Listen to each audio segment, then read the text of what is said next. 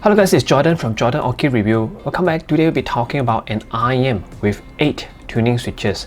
We are talking about Joyodio VZ10, which I'm about to show you. And thank you Joyodio for sending this over for honest opinion.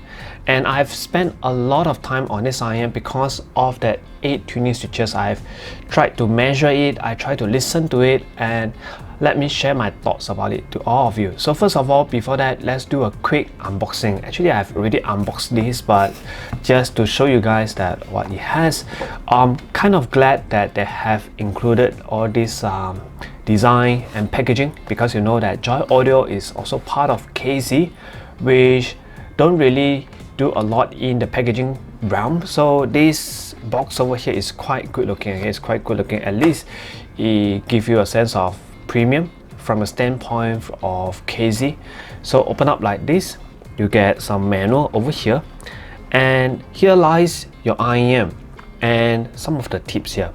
So inside here we also will get a carrying pouch like this. Okay, so I think this is being mass produced in China around, so you might have seen this case in other brands. Okay, but it's quite nice. Okay, it's quite nice looking and quite sturdy. So let's take out the IEM. So this IEM, we talk about the physical aspect before we dig into the audio impression. So there we go. IEM over here is, I would say, quite big. Yeah, it is quite big. So for reference, let me pick one of the IEM that has a similar configurations, but it's way smaller. Okay, so let's compare it with the Tungstream Cara. So you can see that the size, let's do it a side-by-side comparison. So the size of it, you can see that it is significantly bigger and longer, thicker in everywhere. So let's side by side like this. All right, so it's even longer as well. But although it is quite big, but it doesn't bother me in any way. I can wear this for a long listening session because I play around with the switches a lot.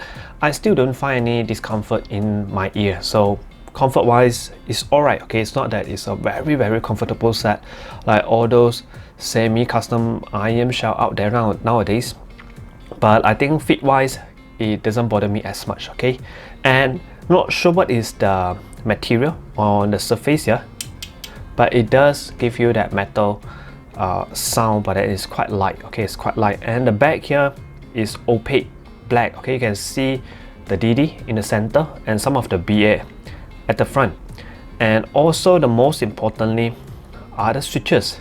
Okay, other switches. So we have a main tuning board on top here, and we have some of the tuning switches below as well, so make it 8. Okay, make it 8. So we have 4 switches over here, another 4 down here, right?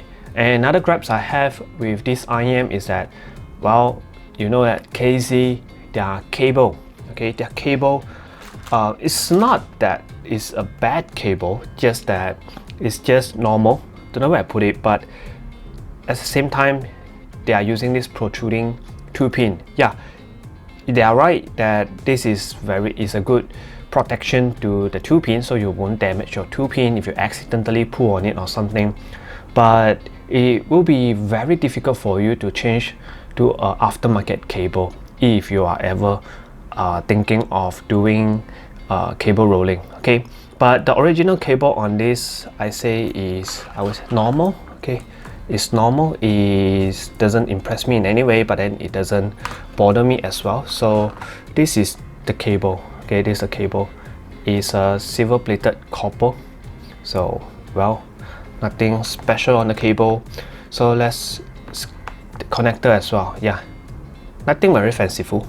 So that's about it. Okay, that's the physical aspect, and I don't think this is open back. So yeah, just design. Okay, just design why this look very weird to me. Yeah, kind of weird, because it is quite futuristic, as in it has like this angular shape. Okay, it's not round. Okay, angular shape, and then all this grill over here. Okay, which I think is not open, but nevertheless, okay, it's have 8 tuning switches. That's the main focus of this IEM.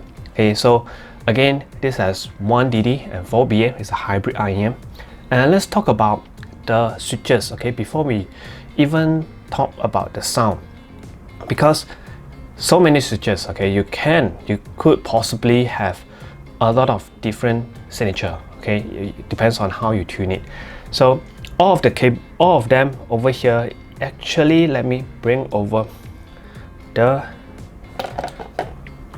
my tablet. Okay, so you can see the graph. This is being provided by Joyodio themselves, and you can see that there's a graph here, okay. My one, I even graph more than that, okay. I measure more than that because there are so many configurations possibility, okay. There is do your maths, okay. There is 8 switches on each side, so you can like what, 60 plus 64. I'm not sure how many configuration that you can get, so you can do your maths. I'm terrible at my maths. So this is some of the settings that they have tried and then measured, okay. So you can see that there is the one in red. The one in red actually is a few dB down from the rest of the tuning, okay. That one is because later we'll talk about it, okay. So the rest of them, you don't see a significant difference in sound, okay, although there are 8 tuning switches, okay. So these 8 tuning switches, at first I thought that there are like 1 switches for the sub bass, 1 for mid bass, 1 for mids, and 1 for treble, okay. That's what I thought, okay, at first, but it is not, okay. It is not. So let me talk more about it. So the main switch panel, which is the one on top, the one over here, okay, the main one, there are 4 switches and each of them do their things separately, okay. So number 1 is to turn on extra 2 dB for 20 to 20,000 kilohertz, okay. This one is the overall the whole frequency. That's why you can see that there is this red color graph frequency over here, which is significantly the whole frequency is lowered, okay. That's why this is the switch number 1, which I'm not turning it on, okay. I never turn on this number 1, so it's not my preferred tuning. Then we have switches 2, 3 and 4, and then you can see that each of them have increase of 1 dB, okay. To be very honest, actually I myself don't find it very noticeable, okay, and it's not audible, 1 dB, okay. So for example, if you turn on switch number 2 alone, which will add 1 dB of bass, somewhere in bass, it's not measurable, or it is not audible as well, okay. I've tried to measure it.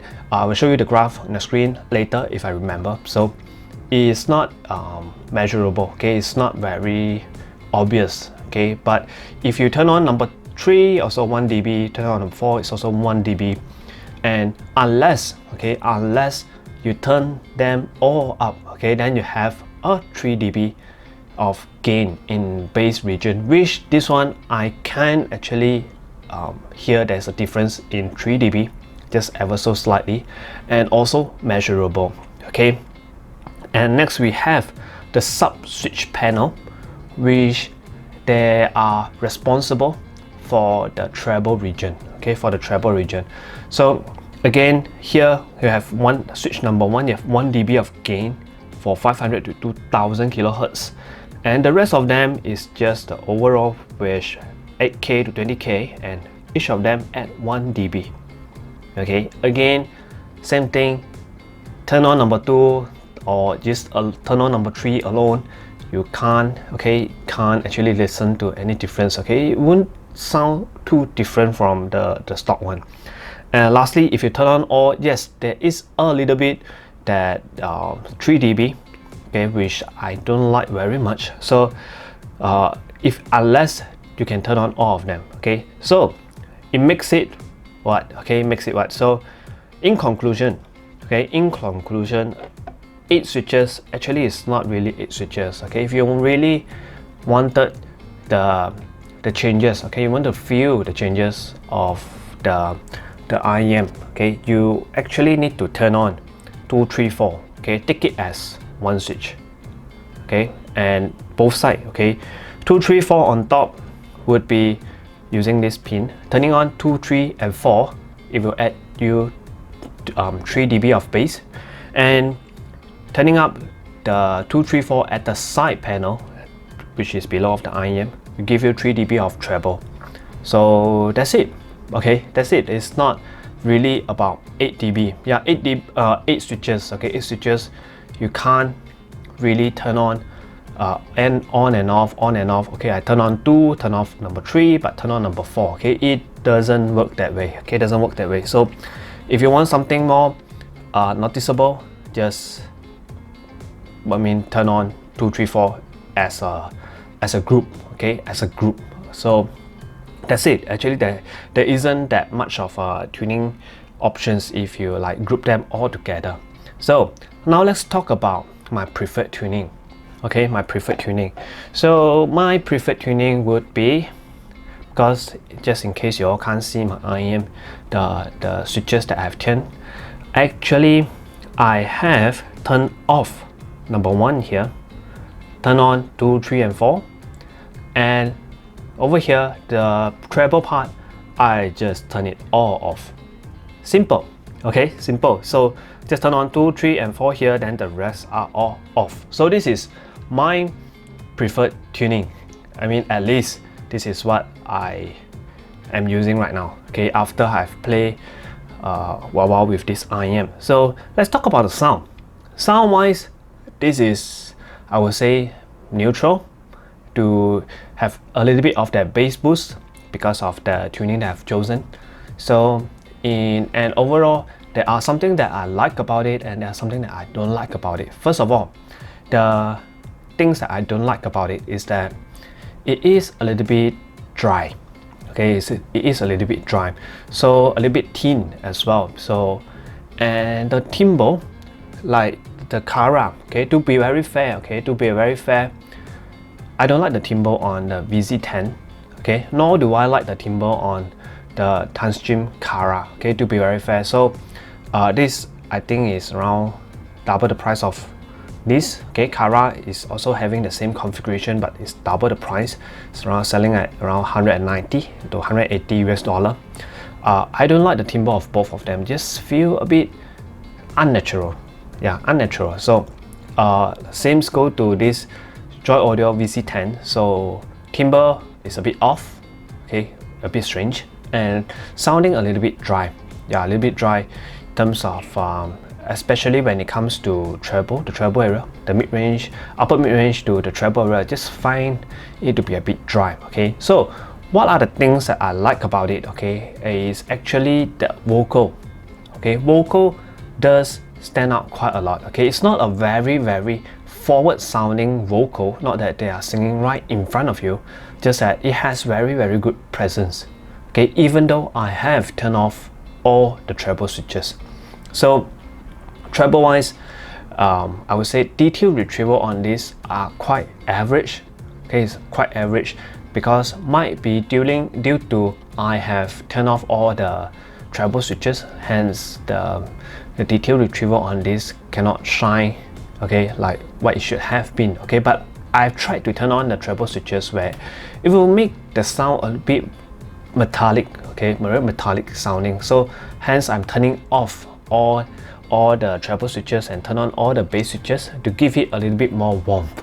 Okay, and the bass. Okay, let's talk about the bass first. The bass on here, even though I've turned on all the bass switches, is, I would say, adequate. Okay, adequate. It doesn't give you that rumble or fierce, fast impact that you're looking for. Okay, just that it's there. Okay, it is there, but then it's not like super bassy. Okay, it will not like slam very hard. Okay, just that it's there. Okay, to cover up the hotness in the treble area. Okay, and let's go to the vocal mid-range. Like I say, it's not like super forward, but it has very good presence. Okay, it's very clean. Okay, I would say very clean sounding because it don't have a lot of bass bleed. That's why having very clean mid-range presentation, everything articulated very well. And the treble area, I would say yes, it is a little bit spicy. yeah, it is a little bit spicy. So depends on your settings. Okay, my setting, I turn off all the treble switches already, but it's still finding it a little bit spicy. But I think turning on the bass does remedy that a little bit because of adding that little bit of warmth. Okay, overall, what are the things that are good on this is also the staging. Okay, this does feel quite wide. Okay, and the deep and width of this IEM is not that bad. Okay, it's quite wide sounding IEM, and also is quite airy as well. Okay, in exchange of a little bit of that hotness. So all in all, I would say who this IEM is for. Okay, I would say if you are a person that like to tinkering around with different IEM, I want to test out all these gimmicky IEMs. I want to test out IEM that have features, okay, have specialties, okay, then the VZ10 is the one to go for. Okay, it's a lot of things that you can play around. At least I myself having a good time measuring this. Okay, measuring this is a lot of fun because there are so many configuration that you can go for, and listening to this, okay, to test whether are your ears that good, that sensitive that you can test out the 1 dB or that 2 dB difference. Okay, for me, I can't. Okay, I really can't. So maybe I've damaged my ear over the years. So I need to turn on all, or I need to turn off all to actually listen to it. Okay, so it's again neutral, slightly bass boost, and then might be a little bit hot in the treble area, but it's okay. Okay, it's acceptable kind of hotness. It gives you that kind of airiness. Okay, so let's do some comparison before we forget it. So let's compare it to something that has the exact same configurations. So we have the Yanyin Canon 2, okay, and we also have the Tanstream Kara. Okay, both of them are OnePlus 4, but it's significantly more expensive. Okay, a few times more expensive than the VZ10. So this is around like $180, and I guess the Canon 2 is selling around like $380. So it's 2 times more expensive. This is around like 3 times or 4 or nearly 4 times more expensive than the VZ10. So not a very fair comparison to begin with, but just thought that it has the same configuration. Why not? Okay, why not? Because $80 VZ10 around like, if you use some promotion code, you can get it around like $80, or they're around selling like 90, I guess. So if you guys are comparing in that price point, there are a lot of things to compare with. So not sure what to start with. Maybe I just start with comparison with something with the similar configuration. So Kara, like I said, Kara, I'm not the biggest fan of Kara, really.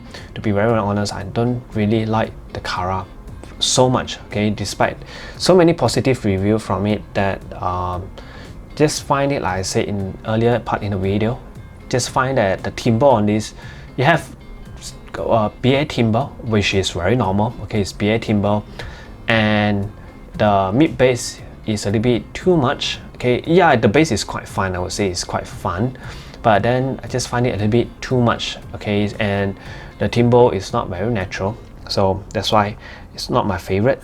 Let's compare to the VZ10. If compared to the VZ10, the Kara have more mid bass. Okay, more mid bass, and felt a little bit more punchy, have more slam as well. Okay, give you a little bit more rumble. That's why I guess that's why a lot of people are giving it a lot of good positive review. So this is the bass. Okay, bass wise, Kara have it. Okay, have it all, maybe a little bit too much. And let's talk about the I would say treble, okay, and vocal as well. The vocal, I would say I would give it to the VZ10. Okay, VZ10 have very good presence. Okay, and whereas on the Kara is a little bit, sometimes just a little bit have that wispiness. Okay, at the end of the vocal, especially female vocal notes, and male vocal on this is also a little bit too bloated by the bass. That's why vocal, I won't listen to vocal on Kara, hence selling this off. So if comparison, bass is better on the Cara, as in terms of quantity, and in terms of the detail retrieval, everything, I will just give it to the VZ10. Okay, just give it to the VZ10. So sorry, time stream. And then next, let's talk about the Canon 2. Canon 2, well, is around 4 times the price. Okay, it's not a very fair comparison. Canon 2 is a very competent IEM. Okay, and I like it very much. Just that the bass on the Canon 2, again, not the best bass around. Okay, if you have a lot of other things in around like $350, there are a lot of things that can perform better in terms of bass, but in quantity, okay, in quantity again is have more slam. Okay, and then but then it's not very fast. Okay, it's not very fast bass, but compared to this, which don't have really a lot of bass and don't have a lot of attack, it is very fast as well. So I think bass, I would just give it maybe both of them the same, just slightly the Canon to edge out a little bit. Okay, edge out a little bit. But I do have friends that like the bass on the Canon 2. Okay, that although it don't have that very fast and snappy attack. And let's talk about mid-range. Mid-range, then that's it. The VZ10 cannot even like come close to the Canon 2 because it's so clean, so I would say at least it's more natural sounding. Okay, it is also 4BA, but then at least the way that they implemented it is very more natural, and the female vocal is more comfortable to listen on the Canon 2 as well. Treble extension, no contender, no brainer. I like the treble extension on the Canon 2 very much. Okay, there's no sense of hotness, spiciness, yet it still comes with quite good technicalities and detail retrieval, and the staging and everything is overall very good on the Canon 2. So yeah, not very fair comparison, but then just for you guys to the sake of comparing, and maybe at the same price, you guys might even like to know what's the comparison with the SIM-God EF500. Don't have it with me on the desk right now, but the EF500, I would say also have that little bit of spiciness. Okay, just a little bit of it for you guys that cannot take forward vocal. Okay, that one have some hotness in it, because the bass on the EF500 is a little bit thin. But after you do some modding on the EF500, which you can help remedy the weakness of the EF500, you can add some mid bass, okay, on the EF500 by taping the vent on the EF500, which after doing all that is a lot of tinkering involved. Okay, without switches, that one is you need to do it manually. A change of nozzle, change it to the Kato nozzle, or change some foam in the nozzle and put it in. It have so fun to play with. Okay, so fun to play with. This instead, these have switches for you to turn on and off.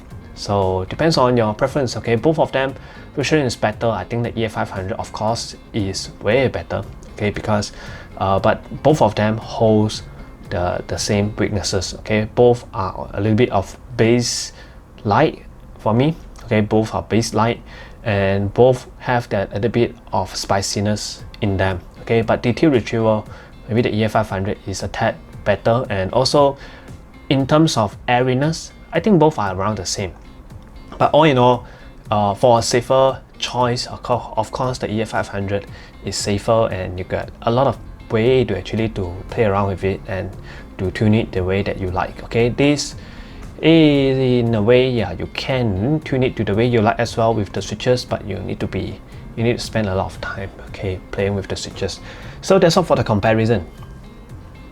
So that's all for the video today, and hope you guys like the way that I do this kind of video. Please like and subscribe, and see you guys again. Bye bye.